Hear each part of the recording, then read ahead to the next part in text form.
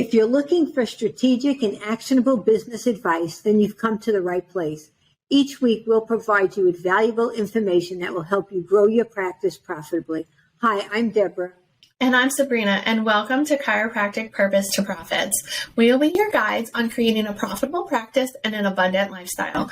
Whether you're just starting out or have been in practice for years, we've got something for everyone. So make sure to subscribe and turn on the notifications so that you never miss an episode.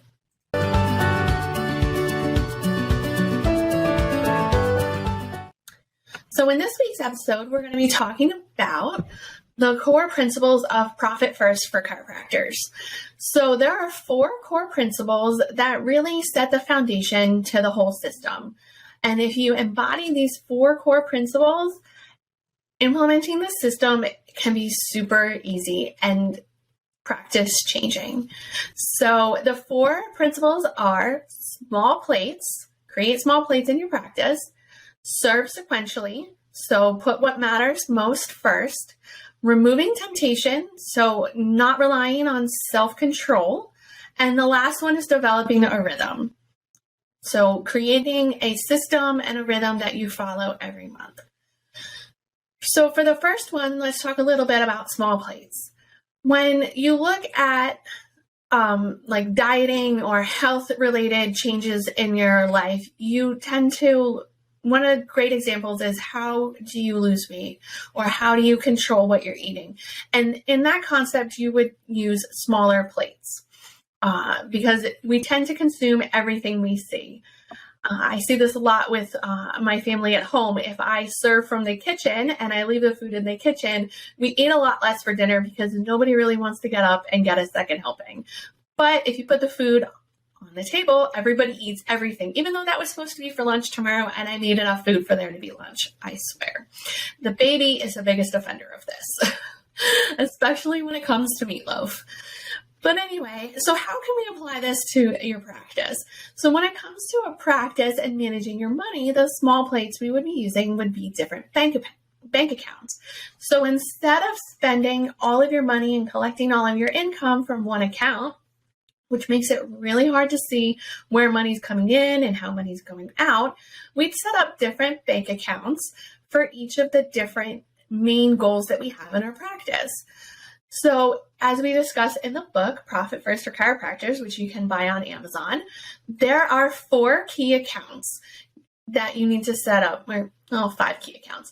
You need a revenue account, a profit account, an owner's compensation account, a tax account, and an OPEX account. And by allocating your revenue to each of these accounts, you give yourself a small plate.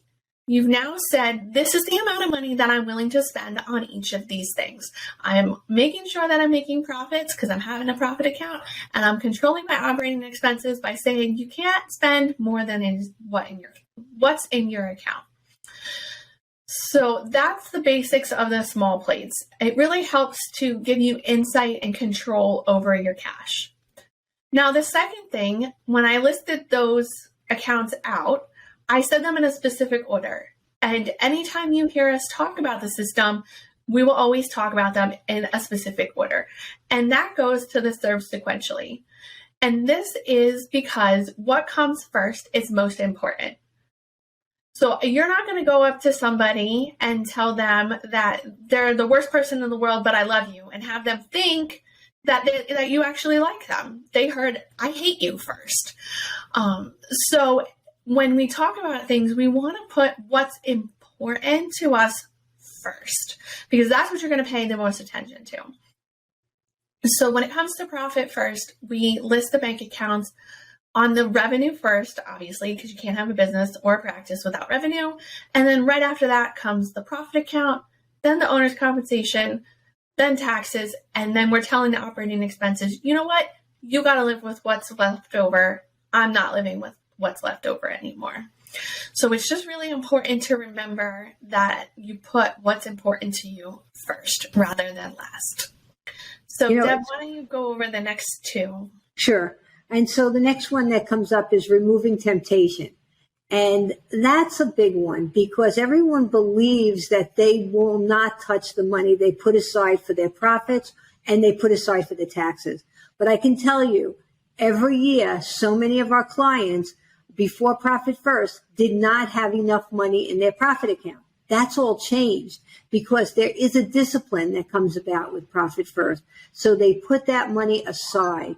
And so the discipline is, one, by setting up the accounts that Sabrina mentioned in that sequential order, but having another account where you actually make it more difficult to get to your profit account, get to your tax account, because that's a place where we sometimes think we can tap into it and we'll make it up before we need the money. We never do. There's ways, if there's a lot of money sitting there, there's ways to invest it so it's working while it's sitting there.